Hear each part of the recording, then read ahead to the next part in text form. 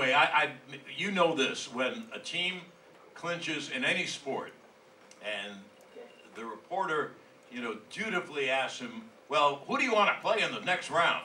And no one ever gives an answer. Well, we're just going to enjoy this for a while, and we'll see what happens. That's the answer. I can't imagine a team picking another team, but outside of that, I love the idea. I like the picking of the team, and I think everybody's going to love that, because then you've got so much to talk about. Who makes the decision? Does the manager get fired if he picks the wrong team? I mean, the Yankees, if it was like last year, they would have picked Minnesota, because they always beat Minnesota. What if Minnesota came back? Who gets fired? Who makes the decision? Yeah, and I think you make the decision on pitching, because it's so important in a 3-game series.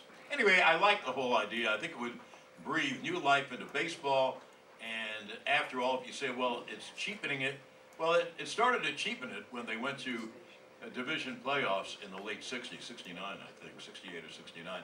Anyway, that's Joe, what do you think? Well, I don't want to cheapen the regular season, especially the division winner, because I think when you play 162 games, you should be rewarded, and they won't have to play that first round and play a wild card team. But still, I think the advantage is it might prevent certain teams from tanking, as we see today. More teams will spend and try to be competitive, which is a plus, but we don't want the season to go into mid-November either. So they're going to have to devise a way, and if there are no travel days, that means you better have either 6 starting pitchers or openers who are capable of going, because it's going to be very, very taxing. It's taxing on the pitching, but one thing, if you have the better record, the number 1 team doesn't play. So 2, 3, and 4 are home against 5, 6, and 7, and they're home for all 3 days. I don't think you want to go on the road a lot. No, and there's no days in between, so that's one thing. But this is all subject to what the collective bargaining is. This isn't going to just get rammed through. They've got a collective bargaining agreement coming up in the next year or so, and then they'll decide about that. It's got a lot of interesting things. What I don't like is that they're now comparing it to this is what you did, this is what they do in hockey, and this is what they do in basketball, who both play half the number of games that baseball does. And players have already complained about that travel is too much and there's too many games. Are they going to cut the season down? What owner is going to let you have that unless there's some kind of makeup on the other end? That would be very tough to cut from 162 back to 154, which they had before expansion. And you have to do something, though, because you can't play outside in Cleveland in mid-December. Well, here's the other thing. One of the things that John is talking about, and what you were just talking about, is that not only do teams not tank. So one of the Seattle writers was writing today that he listed 8 years where the Seattle Mariners had, I believe, losing records. They would have made the playoffs in every single one because they were ahead of this one and this one. But there's nothing more depressing than being out of it by the end of May.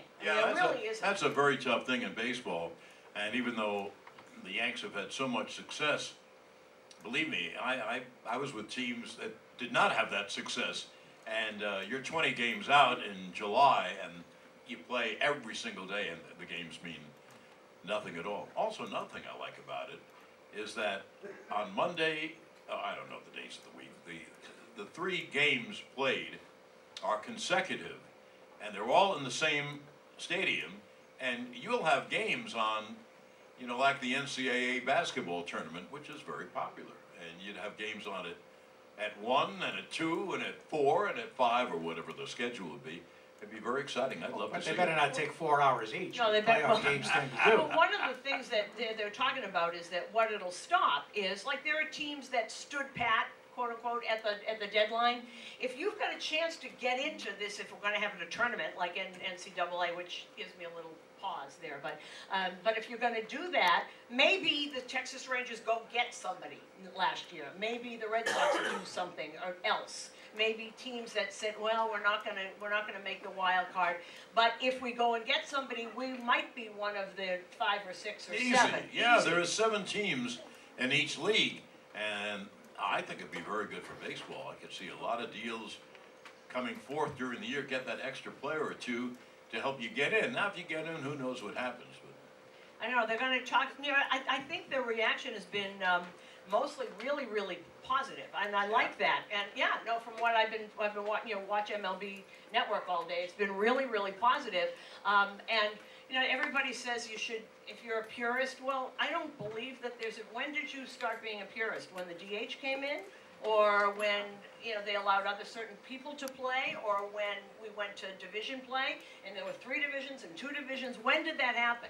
I mean, it's not, unless you go back to when it started, that's when it was pure. It's changed the whole time. It's changed it's always evolving. I mean, this world is evolving. We're Right. not, Also, they say purist. I like to think I'm a baseball purist, but I think it'll be fun. I think it'll be very exciting.